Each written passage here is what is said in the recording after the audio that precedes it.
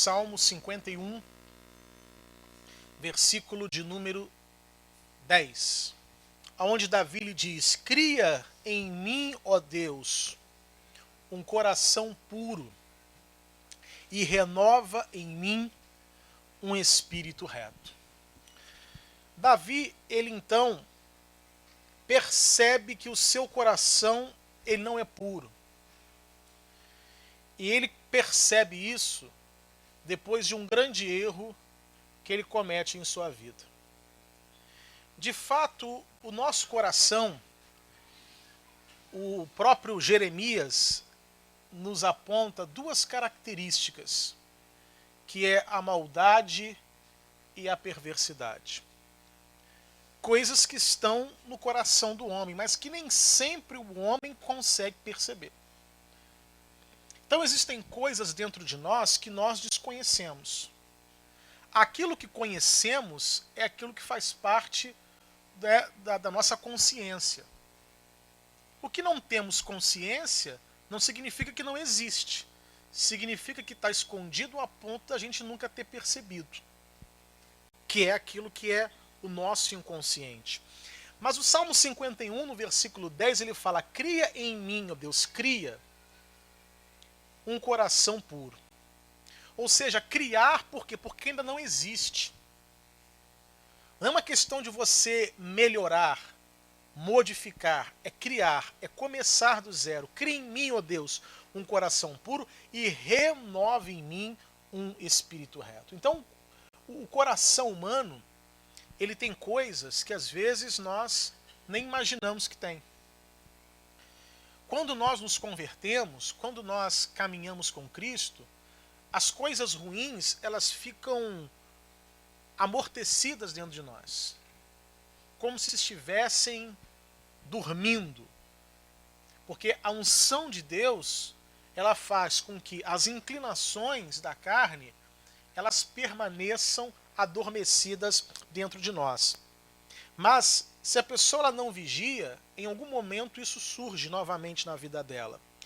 Então ele fala para Deus: crie Deus um coração puro, renove em mim um espírito reto. Quando nós falamos de coração, Jeremias 17, abra lá sua Bíblia, no versículo 9 está escrito assim, Jeremias 17, versículo de número 9. Enganoso é o coração mais do que todas as coisas e perverso. Quem o conhecerá? Então Jeremias fala que o coração ele é enganoso e é perverso. E Jesus fala aqui em Marcos 7, no versículo de número 21. Marcos, capítulo 7, versículo 21. Jesus diz assim: porque do interior do coração dos homens saem os maus pensamentos, os adultérios, as prostituições, os homicídios, os furtos, a avareza, as maldades, o engano, a dissolução, a inveja, a blasfêmia, a soberba e a loucura. Todos estes males procedem de dentro e contaminam o homem. Então, é interessante quando Jesus ele fala aqui no versículo 21 o quê? Do interior do coração dos homens.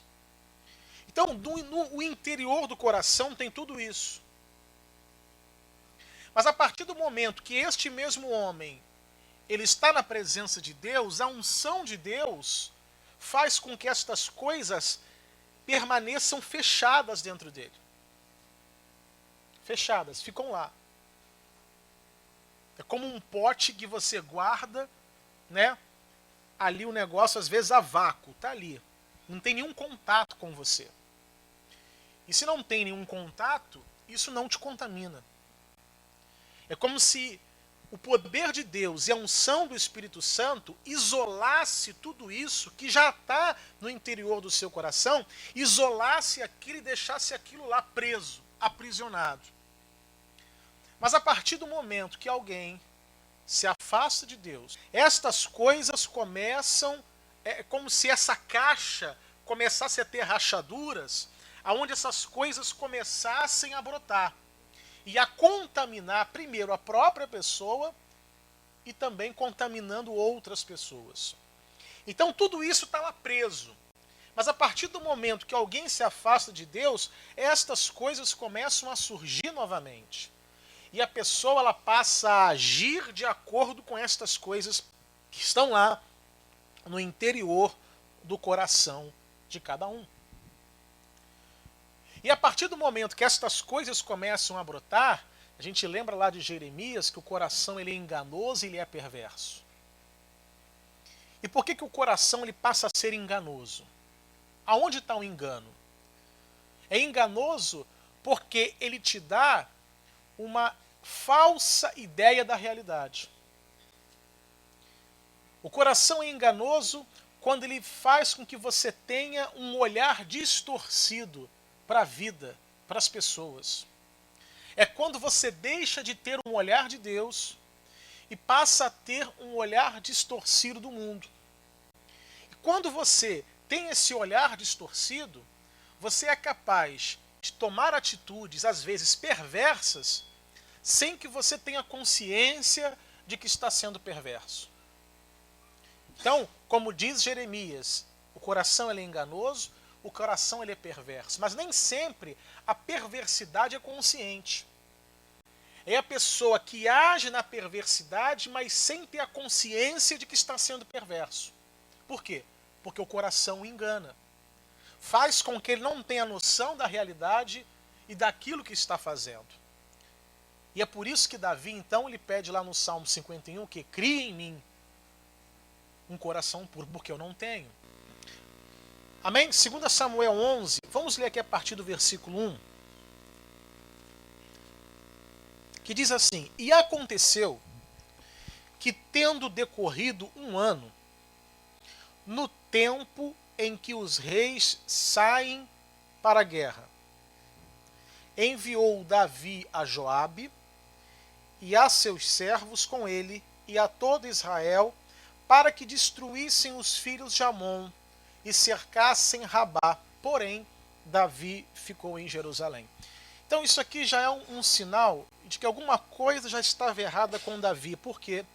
Porque Davi, ao invés de ir para a guerra, como de costume, e o próprio versículo diz, né, no tempo em que os reis saem para a guerra, ele decidiu não ir para a guerra, mas decidiu ficar em Jerusalém e mandou lá Joabe e o seu exército no lugar dele.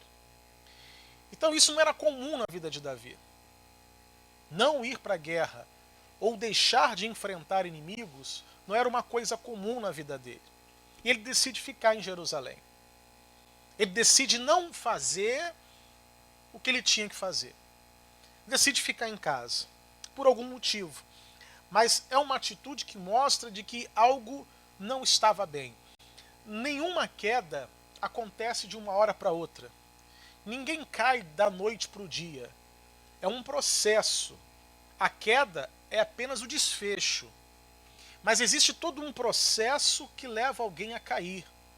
E a pessoa ela vai caindo, ela vai desequilibrando, até que ela, de fato, leva um tombo. Mas o tombo não começou ali. A pessoa ela já vem desequilibrando há algum tempo, mas o desfecho é a queda. Então, nesse momento, Davi ele não vai para a guerra e ele fica em Jerusalém. E olha o que acontece no versículo 2. E aconteceu, à hora da tarde, que Davi se levantou do seu leito e andava passeando no terraço da casa real. E viu do terraço a uma mulher que estava lavando. E era esta mulher muito formosa à vista. E enviou Davi e perguntou por aquela mulher, e disseram: Porventura não é esta Batseba, filha de Eliã, e mulher de Urias, o heteu? Então enviou Davi mensageiros e a mandou trazer. E entrando ela a ele, se deitou com ela, e já ela se tinha purificado da sua imundície. Então voltou ela para sua casa. Então a gente percebe duas coisas. Primeiro, Davi ele prefere ficar em Jerusalém. Ele não vai para a guerra. Ele está lá passeando lá no terraço do seu palácio e ele vê uma mulher que está tomando banho, né, obviamente numa outra casa, e ele se interessa por aquela mulher. E aí procura saber quem é. E as pessoas dizem, olha, o nome dela é Batseba, mas só que ela o quê? Esposa, mulher de Urias. Batseba, filha de Eliã, mulher de Urias o Heteu. Ou seja, os próprios funcionários de Davi já disseram, é uma mulher casada. Mas nesse momento ele não se importa com isso. Ele manda chamar a mulher mesmo assim. E aí você percebe que algo está de errado em Davi. Por quê? Porque a gente sabe que antes disso aqui, quando ele ainda era, por exemplo, perseguido por Saul, houve um momento em que Davi teve a oportunidade até mesmo de matar Saul. Saul o perseguia, Saul fazia tudo para matar Davi, e Davi ele chegou bem perto de Saul, poderia matá-lo ali, mas o que Davi fez? Ele cortou um pedaço da roupa de Saul e foi embora. E só esse fato de ter cortado um pouco da roupa de Saul já fez com que o coração dele doesse. Ele se arrependeu daquilo. E aí Davi dizia, eu não poderia nem ter tocado em Saul. Como é que eu fiz isso com o rei? E olha que Saul fazia tudo para tirar-lhe a vida. Mas é interessante que Davi, ele se arrepende até daquele gesto de cortar um pedaço ali da capa de Saul.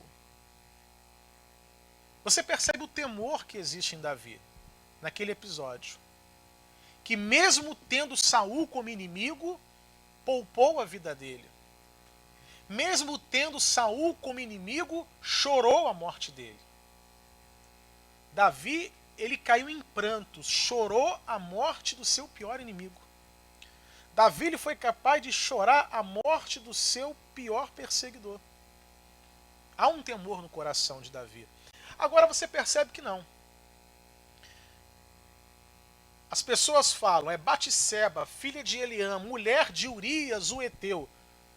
Manda ela vir aqui. O coração ele é enganoso e ele é perverso. Davi ele está prestes a ser perverso sem ter a consciência disso. Por quê? Porque o coração ele é enganoso.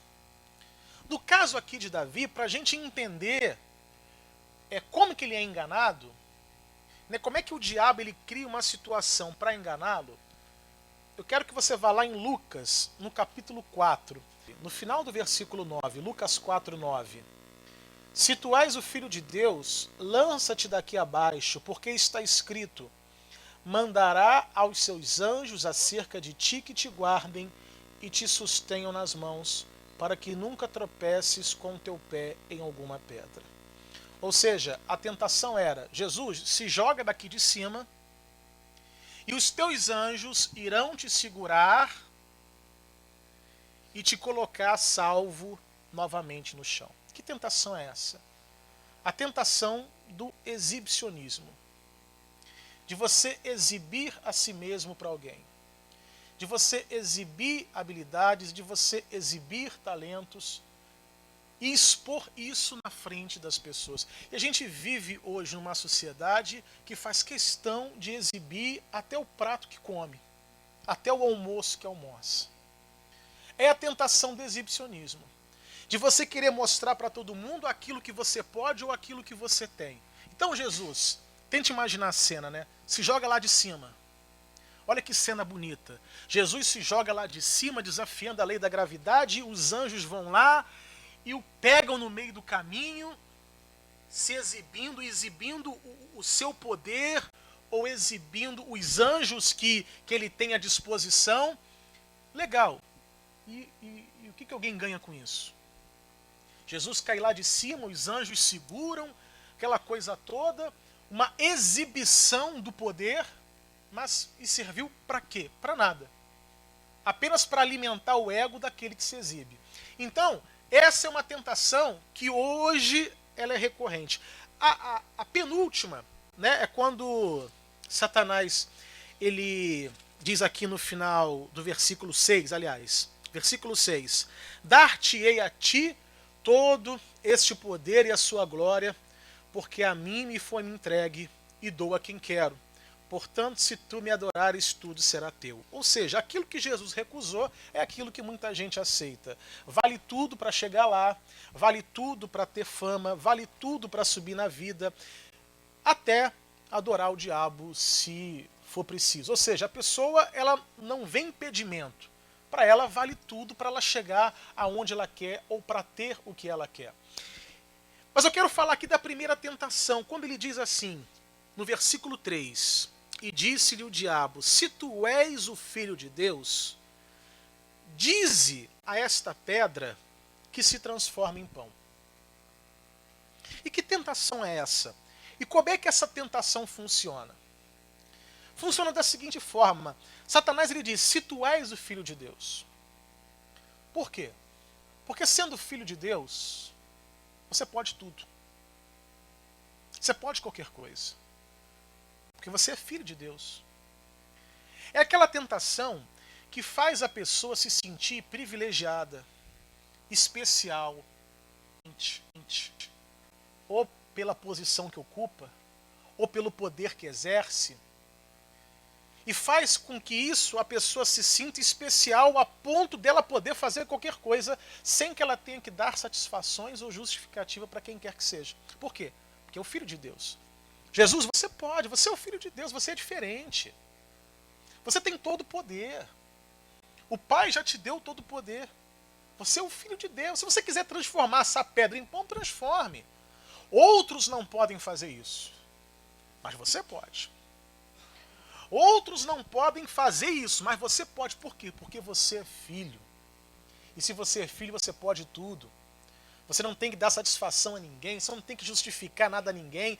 Não tem ninguém acima de você que aponte o dedo para você e diga que você está errado. Por quê? Porque você é superior a todos.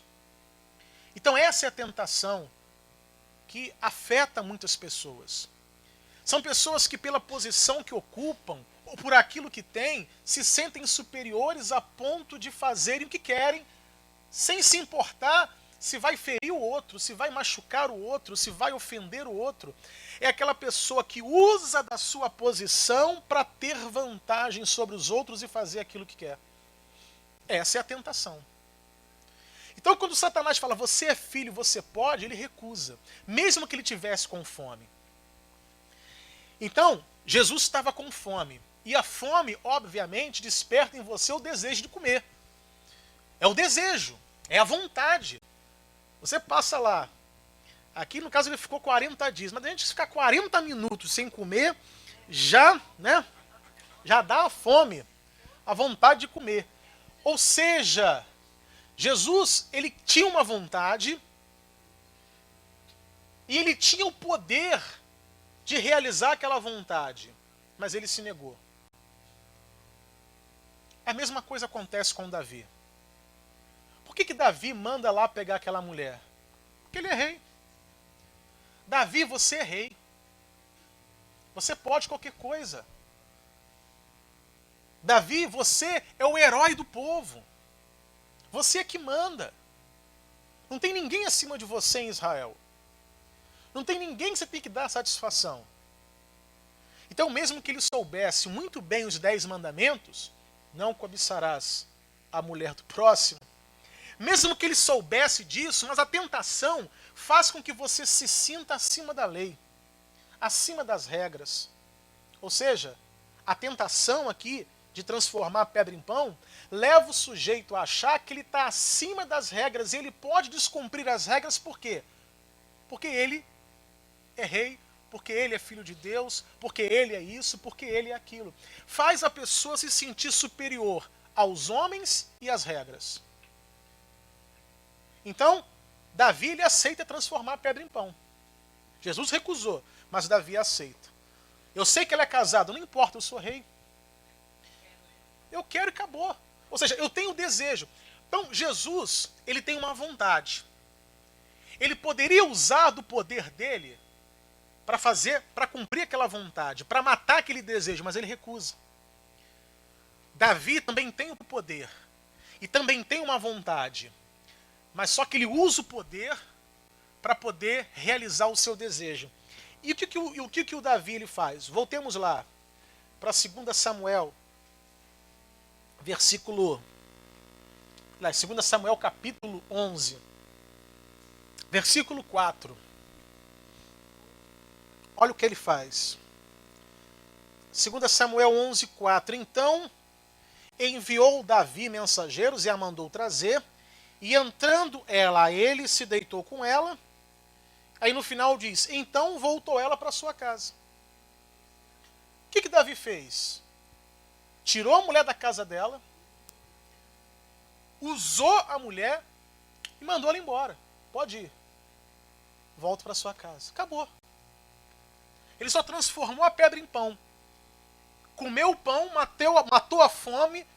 Agora estou satisfeito. Pode ir embora. Ou seja, o coração ele é perverso. Davi está sendo perverso, está agindo com perversidade, mas não se dá conta disso. Por quê? Porque o coração também é enganoso, além de perverso. Faz com que a pessoa ela se sinta superior a ponto de fazer qualquer coisa. Ele fez. Mandou a mulher embora. O problema é que a mulher engravidou. E aí surgiu um outro problema. Mas até então, a intenção de Davi não era manter um romance com ela, não é ter ela como esposa, não, era simplesmente usar e jogar fora, e foi o que ele fez. Mandou a mulher embora e a mulher foi para casa. E o que ela podia fazer? Do outro lado está o rei, é o poder, é a autoridade. Ela não podia fazer nada, ela não podia rejeitar, porque senão podia ser morta. Mas enfim, é isso que Davi ele faz, é a perversidade de querer apenas saciar o próprio desejo, sem se preocupar se está descumprindo regras, se está pecando, se está ferindo alguém. É a pessoa que não pensa nas consequências que aquele ato vai lhe trazer. O que ele quer é matar o desejo, o que ele quer é realizar aquela vontade. São pessoas que não medem esforços para realizar os próprios desejos, mesmo que tenha que agir na desonestidade, mesmo que tenha que estar sobre a lei ou as regras. Então, é essa a tentação. Por isso que Satanás fala para Jesus, se tu és o Filho de Deus, transforma. Porque você pode. Porque você tem poder para isso. É como Davi se sentia. É como se alguém dissesse para Davi, Davi, você quer aquela mulher para você? Então vai lá e pega. Porque você é rei. Você também pode. Então esse tipo de tentação domina muitas pessoas nos dias de hoje. E aí você vê isso em todos os lugares, na sociedade como um todo. Quantas vezes a gente já não viu no jornal, na televisão, alguém, por exemplo, que é parado numa blitz, e alguém diz, você sabe com quem você está falando? Como se aquele sujeito, né, ele não fosse igual a qualquer um, e não tivesse sujeito às mesmas regras e às mesmas qualquer um. Mas ele se sente superior. Geralmente, é pelo cargo que ela ocupa, ou pela fama que ela possui. Então ela se sente superior, especial. Você sabe com quem está falando? Não é isso? O que aquela pessoa quer dizer? Eu sou diferente, eu sou especial, eu sou privilegiado, eu sou melhor do que você. Então eu não estou sujeito às regras que você está, eu estou acima delas. Então essa é a tentação. Da pessoa se sentir superior, especial por aquilo que tem, ou pela fama que possui, ou pela posição que ocupa. E foi essa tentação que enganou Davi. E fez com que ele fosse perverso. Até então, a ideia dele era só fazer aquilo.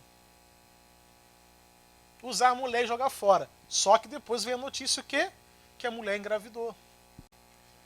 E quando isso acontece, na vida da pessoa que está sendo enganada pelo seu próprio coração e está sendo perversa, ela vai ser mais perversa ainda. Primeiro, foi lá para a mulher ameaçar, não conta para ninguém. Se você contar, tu sabe o que vai acontecer. E segundo, para não deixar rastros, acabou tramando a morte do marido. E o Urias acaba morrendo pelas mãos do inimigo. Ou seja, não é uma pessoa que está arrependida, não. Ela só está preocupada com a sua imagem. Ela não está preocupada com Urias, Davi não está preocupado com Batseba, Davi não está preocupado com o filho. Davi está preocupado com a sua imagem. Por quê? Porque Davi era o herói do povo. Desde que Davi venceu o Golias, ele se tornou o herói. As pessoas adoravam Davi. Muitos idolatravam Davi. Davi é o nosso rei, Davi é o nosso herói, Davi. E obviamente, se um escândalo desse vem à tona, toda aquela imagem que Davi construiu ao longo de anos ia vir abaixo. Então Davi está preocupado o quê? Com a sua imagem perante o povo. Ele não está nem um pouco preocupado com a mulher, nem com o filho e nem com o marido dela. A ponto de tramar a morte do marido, o marido morre, aquela coisa toda. E como a mulher está grávida, qualquer coisa, está grávida do marido, não está grávida dele. E isso tudo vai se desenrolando. E Davi, ele não está enxergando as consequências que isso vai trazer para a vida dele. Davi, ele não está enxergando a perversidade com que ele está agindo com as pessoas. Porque o coração o enganou. E aí em 2 Samuel, no capítulo 12, 2 Samuel 12, 1. E o Senhor enviou Natã a Davi. E entrando ele a Davi, disse-lhe: havia numa cidade 2 homens, um rico e outro pobre. O rico tinha muitíssimas ovelhas e vacas, mas o pobre não tinha coisa nenhuma, senão uma pequena cordeira que comprara e criara.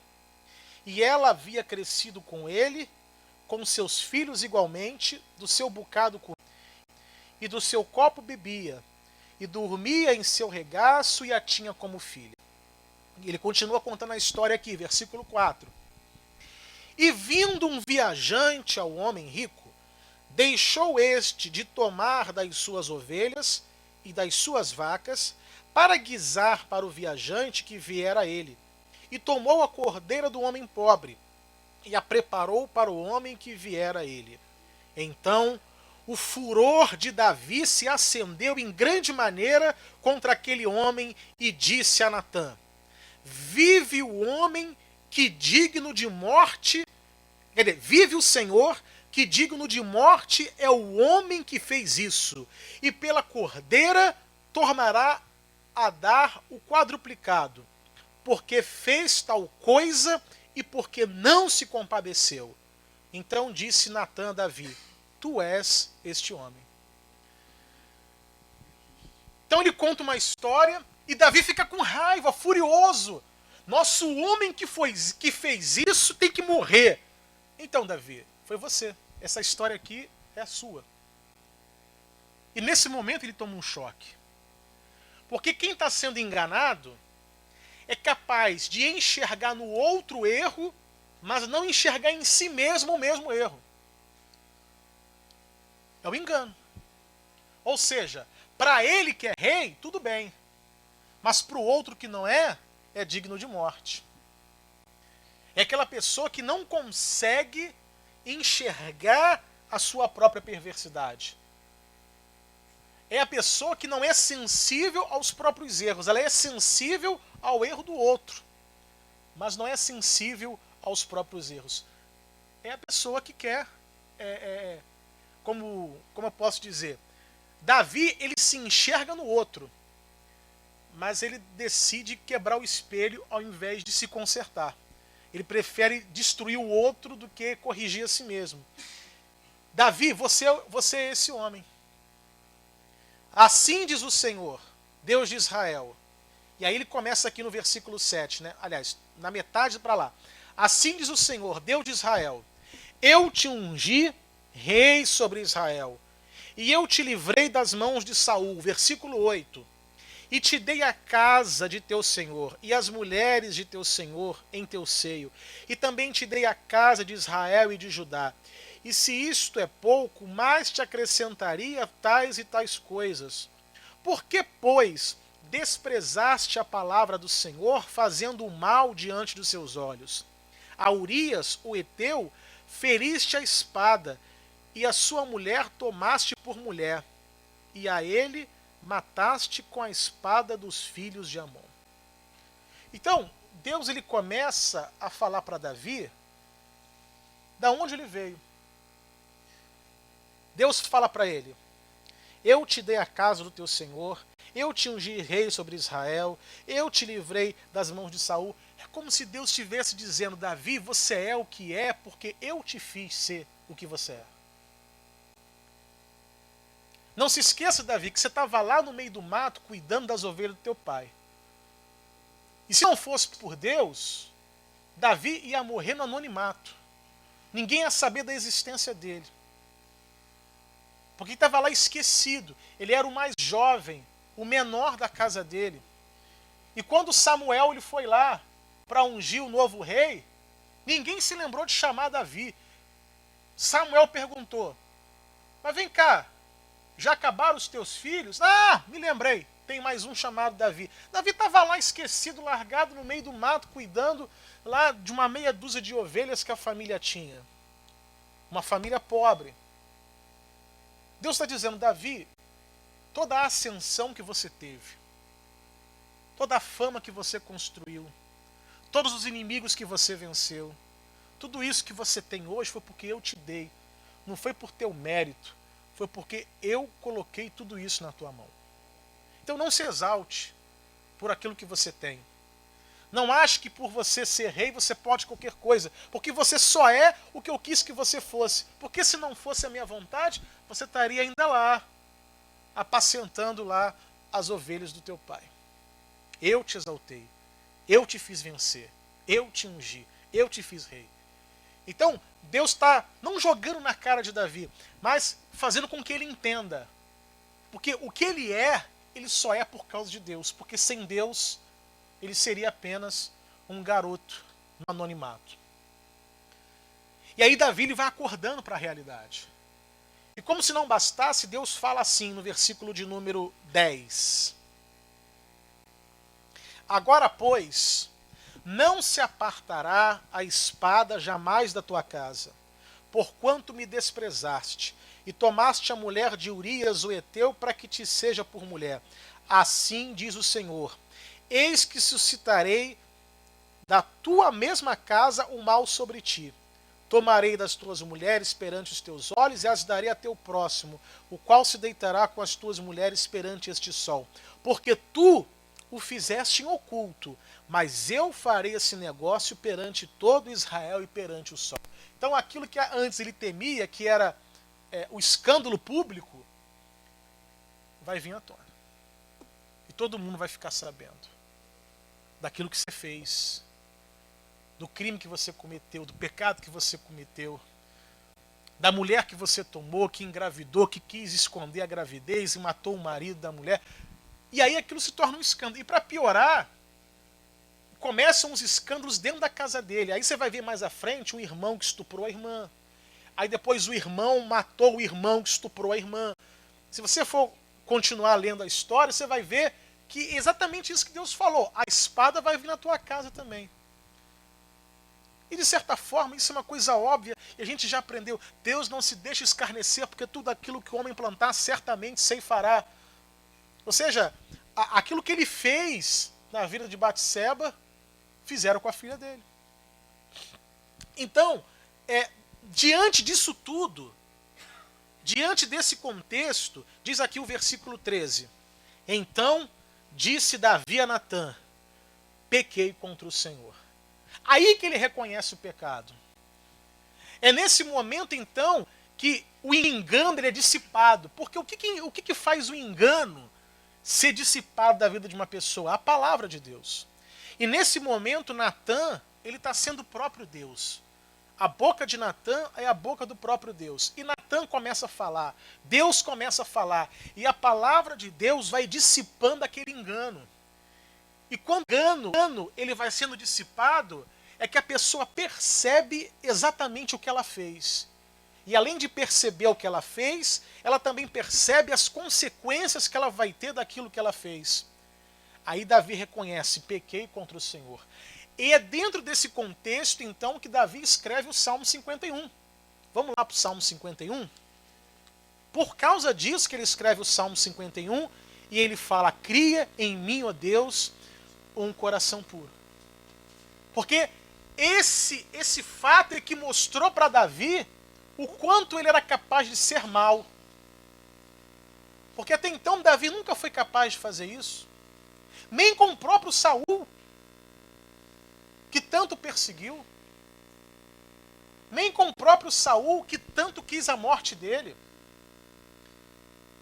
Ele foi perverso com uma mulher inocente como Batseba, mas não foi contra o seu pior inimigo, Saul. Não que ele tivesse que ser. O que eu estou dizendo é como é que ele foi enganado a esse ponto. Ele poupa Saul, chora pela morte do seu pior inimigo, mas ri ao tomar a mulher do próximo. Porque para ele é tudo felicidade. Então, é aquilo que Jesus falou, do interior do coração do homem procede. Ele tem aquela lista de coisas ruins que procedem. Estas coisas estão lá no interior do coração de qualquer um. E se você deixar, estas coisas afloram. E fazem de você um Davi como aquele. Então, é o poder de Deus, a unção de Deus, a comunhão com Deus, que faz com que estas coisas fiquem lá, adormecidas no interior do seu coração. Para que isso não venha aflorar e fazer com que você haja como Davi. Então ele fala aqui no Salmo 51:10, cria em mim, ó Deus, um coração puro, renove em mim um espírito reto. E o versículo 11 ele fala, não me lances fora da tua presença e não retires de mim o quê? O teu Espírito Santo. É nesse momento então que ele vai se preocupar com a salvação, com a comunhão. Por quê? Porque o engano foi dissipado. Aí vem o arrependimento, vem a culpa, vem aquela busca pelo perdão de Deus, vem aquele clamor para que o Espírito Santo não se apartasse dele, a preocupação com a salvação, com a vida eterna. Sabe, essas preocupações ele não tinha, porque o coração engana. Mas quando esse engano ele vai embora, aí é que a pessoa percebe realmente o que ela fez. Aí é que vem o arrependimento, o quebrantamento, aí que vem a busca, e aí ele vem escrevendo, né, que o Salmo 51 é uma oração. E este Salmo 51 é o salmo de alguém que passou por tudo aquilo e ele viu, puxa, o que eu sou capaz de fazer? É como se Davi dissesse, eu nunca pensei que eu fosse capaz de fazer isso. Assim como muitas pessoas chegam a essa conclusão, eu nunca imaginei que eu fosse capaz de fazer, mas fez. Eu nunca imaginei que eu fosse capaz de chegar a esse ponto, mas foi capaz. Eu nunca imaginei que eu pudesse fazer isso na vida de alguém, mas fez na vida de alguém. Mas por quê? Porque o coração engana. E além de enganar, ele é perverso. E além de enganar, e além de ser perverso, as três tentações que vieram sobre Jesus são as mesmas três tentações que vêm sobre qualquer ser humano. E aí chega uma hora que ele também acha que pode tudo. Que ele pode transformar pedra em pão na hora que ele quiser, não importa se ele vai machucar, não importa se ele vai ferir, não importa se ele vai transgredir, não importa se ele vai pecar, não importa se ele vai ser perverso com alguém, o que importa é matar a fome. O que importa é encher a barriga de comida. Então, vamos transformar a pedra em pão. O que importa é você satisfazer os teus desejos. Não importa quem você vai machucar ou ferir. Então são as mesmas tentações. E se a pessoa não vigia, ela cai na cilada. E vai agir como Davi. E aí que ela vai perceber o quanto que ela pode ser má. E aí ela vai escrever lá um Salmo 51. Cria em mim, ó Deus, um coração puro. Cria. Cria por quê? Porque eu não tenho. Então cria, começa do zero. Cria em mim um coração puro e renove em mim um espírito reto. O espírito reto é aquele que anda de acordo com a palavra e não de acordo com a sua própria consciência. É muito comum a gente ver hoje as pessoas dizendo assim, não, se a minha consciência não me condena, mas a tua consciência não é o teu guia. Em nenhum momento a consciência de Davi o acusou e ele fez o que fez. Então não é a consciência que a gente tem que seguir. O fato da tua consciência não te acusar não significa que você está certo. Porque o teu guia não é a consciência, mas é a palavra. A tua consciência pode mudar. O que você acha certo hoje pode achar errado, o que você acha errado pode achar certo, o que você gosta amanhã pode dizer que não gosta. A consciência ela muda de acordo com o espírito que te acompanha. Agora a palavra não, a palavra é a mesma. Então a nossa consciência não é o nosso guia, não importa o que diz a minha consciência, o que importa é o que diz a palavra, porque eu sigo a palavra e não a minha consciência, porque até a minha consciência pode me enganar. Se o meu coração é enganoso, o meu coração engana a minha consciência. Então não importa a consciência, o que importa é a palavra. É a palavra que é a guia, que é o seu guia, é a palavra que te julga, é a palavra que te aponta o caminho certo, é a palavra que diz o que pode e o que não pode, é a palavra que diz o que é certo e o que é errado. Consciência, cada um tem a sua, mas a palavra é uma só. Então não se deixe levar pela consciência.